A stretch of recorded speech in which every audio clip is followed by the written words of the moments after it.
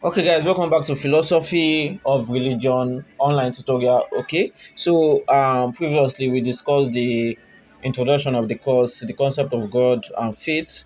Now we are taking a look at the arguments for and against the existence of God. Okay, so we have various arguments and theories. That is, we have cosmological theory for the existence of God, and cosmological theories are argument from our observation of the universe.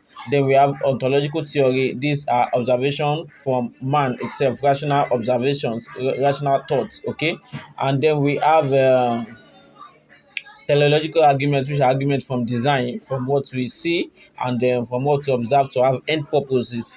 Okay, so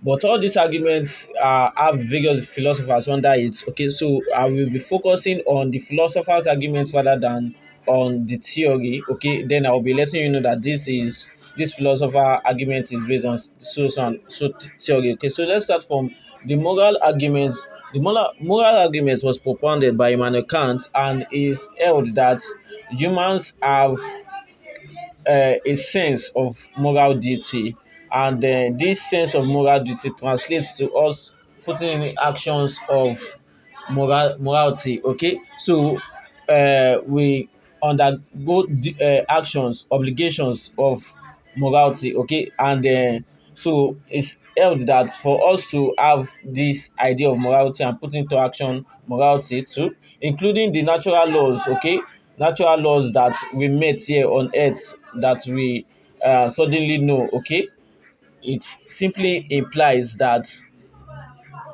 there is someone who imputed this innate idea of morality in us. Okay, so for example, if our conscience commands us to act in certain ways, our conscience wouldn't just do that on its own. There must be a commander of the conscience. Okay, so that brings us to the idea of the existence of God. Okay, so for morality, the idea of good, of duty, okay, we it is traced to the fact that we won't just have this idea of duty or undergo this task of duty if there has not been one who imputed this in us, who implanted this in us, and that is Immanuel Kant's argument. And also for the fact that humans desire good in degrees. Okay, you want to do things in a good way, in a better way, in the best way, shows that we are seeking towards the highest form of good. Okay, and that highest form of good is God. We might not see it, but because we are acting towards this, then it implies there is an highest good, which is God. The criticism of this argument is that Immanuel Kant was just trying to justify the existence of God with something that can be explained naturally or socially or civilly. Okay, because the society can also make laws. Okay, humans can make laws that they ought to follow, and so morality is also a subjective discipline, is a subjective aspect of life. Okay, so we can't attach it as something universal, something created by a being. Okay, so that is on Immanuel Kant's moral argument. So we go on to St. Augustine. St. Augustine postulated rather four argument for the existence of God. The first one is on truth, the nature of truth and the ultimate source of truth. The second one is on comparison, where the way we compare things from one another. We also have the common consent argument and the teleological argument. Okay, so the first argument, that is the on truth. Okay, he held that we truth is something that is pure to us, to humanity. That is, truth are those things that we met here on earth, and we will definitely leave them on earth. And that implies that truth is something that is eternal. Okay, now let me break this down. There are truths that we come to realize here on earth. Okay, now we realize the truth that everybody is going to die one day. It is a truth, and there is nothing we can actually do against to you know go against this truth. Okay, so it is there and it is forever going to be there, according to St. Augustine. But this nature of truth implies that there is a source of this truth. Okay, so something, because we met it here on earth and we're definitely going to leave it. But the fact that we cannot go against it means that there is a source of this truth, and the source to Augustine is God. Okay, so the teleological argument is that we observe that there's order, unison, and organization in the universe. In the time the rain falls, the time the sun shines, and so on. This implies that there must have been an intelligent being behind that.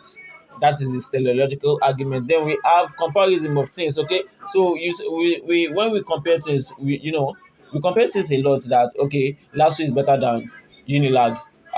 This girl is more beautiful than that girl. Okay, so for us to compare things means that there is an absolute form of those things that we compare. Okay, because if we say that one thing is more beautiful than another, that means there is an absolute sense of beauty. If you say something is more good than the other, that means that there's an absolute sense of good, absolute sense of justice. Do you get it? And that is the absolute. Now is God. The absolute to St. Augustine is God. Now, I've given three, right? The last one is the common consent argument, and this holds that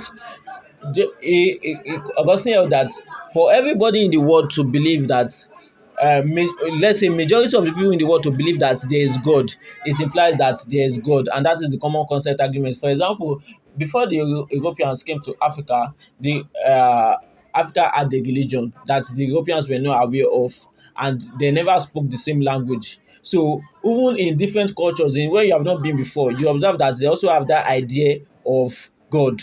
Okay, so for everybody to hold this idea means that there is God. Okay, so we are done with Saint Augustine. Move quickly to Saint Thomas Aquinas. Thomas Aquinas postulated five arguments for the existence of God, and the first one is motion.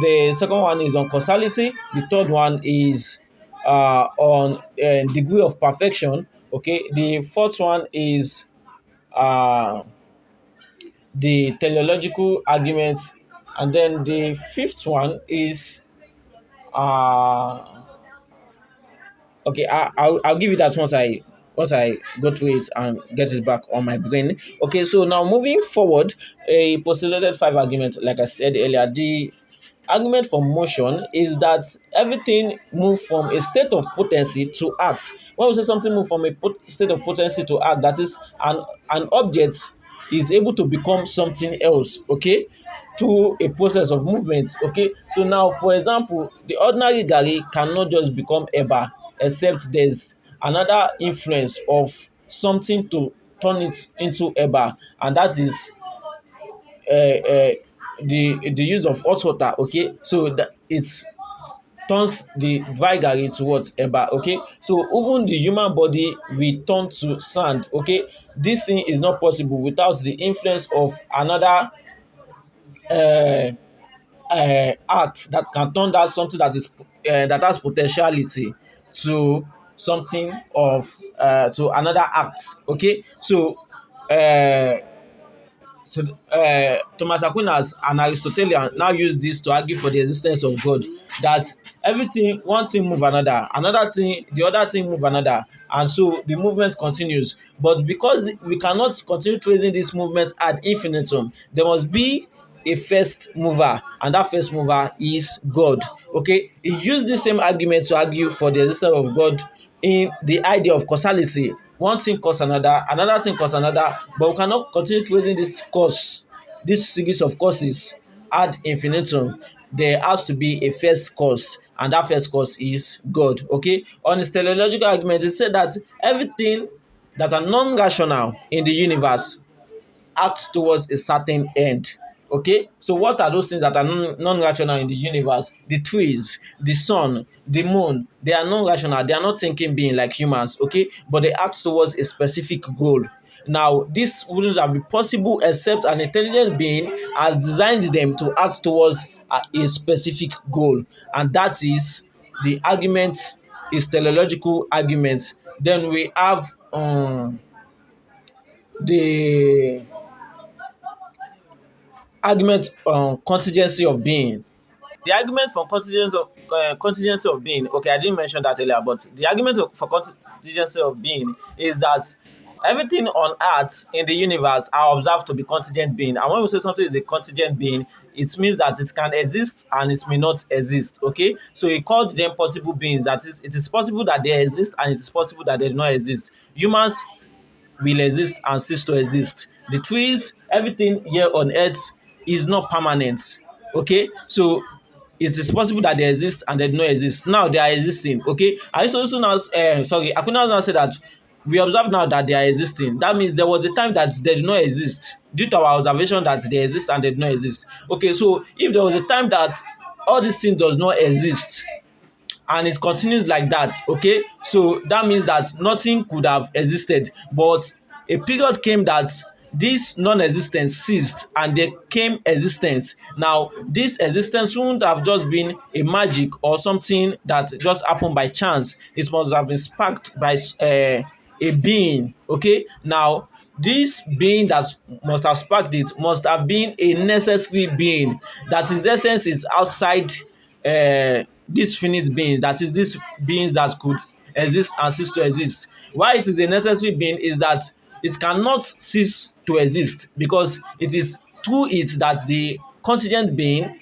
gets their existence from. Okay, so that is on the contingency of beings. Okay, so I think I've explained four, and so the last one is on the degree of perfection. Thank you. The degree of perfection argument was that we compare things to or we say things, one thing is good, better, best. Okay, so now when we say something is good, something is better, and something is best, that means we have a measure of which we determine the standard, the absolute standard of goodness, of beauty, of rightness, of kindness, of love. So that absolute standard is good. It is through this idea of the absolute standard that we now measure every other thing to be good, to be better, to be much more better, and so on. Okay, so that is on Thomas Aquinas.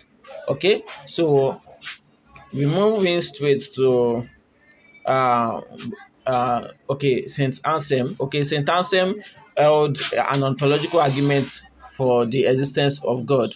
Okay, so Saint Anselm argument was the ontological argument. He was famous for this ontological argument, and the ontological argument argues from the human reasoning alone, and not from what we experience in the universe, rather from is not an empirical argument, it is a rational argument. Okay, so he argued that the mind has the capacity of conceiving a great being. Okay, and from conceiving a great being we can conceive of a greater being, and then a more greater being. Okay, but it get to a point where we cannot conceive of a much more greater being, okay, on our mind. Okay, so for example, you conceive of a giant, okay, and you conceive of another bigger giant that is greater than the giant you have conceived. It will get to a point you cannot conceive of another giant that is much more bigger than the ones you have been conceiving, or of the or of the last one you've been able to conceive on your mind. Okay, so in this, he explains that God is that being which no greater than can be conceived. Okay, conceiving something means having something on your in this context means having something on your mind. Okay, so if you say that something is great, it will get to a point where you cannot think of anyone that is more greater than a certain point. Okay, so this he attributes to the existence of God. Okay, so his argument is more of a rational thought towards the existence of God, and that is why it is called the ontological argument, from man himself. Okay, and not from any other sources. Okay, so I think these arguments are enough. Okay, or should okay, let me add that of William Parley, and then a brief summary of the Camel argument. Okay, William Parley argument is a teleological argument and one of the most famous and interesting arguments. Is so that if you walk through a garden and you see a stone, it is normal for you not to attach this stone to any body and putting it there. Okay, you can see that the stone has been there for ages. But if you walk and you see a wristwatch on the floor, you cannot just say that that wristwatch was there by accident or it came to be by accident, because you see that the wristwatch has various parts: the battery, the glasses, the shape and everything. It implies that somebody must have designed that wristwatch. He called it an artificer or artificers. Okay, so this argument follows from the premise that every watch is designed. Okay, the universe is like a watch, therefore the universe is designed. Okay, so that is William Parley argument for the existence of God. Then on the Camel argument is like the Big Bang theory. Okay, that the like 15 years ago the universe exploded. Okay, and then it came to be. Okay, so there was a time that the universe, for this Big Bang scientific theory, it was given a religious meaning. For if you say that the world exploded in about 15 billion years ago, that means there was a time that the world did not exist. Okay, something must have caused the world to explode, and then we have this universe that we have now, and that thing is God. So that is the Camel argument. It is a cosmological argument, but more of a scientific argument towards the existence of God. Okay, so with that, we are done with the argument for the existence of God, and so we will be moving to argument against the existence of God in the next video.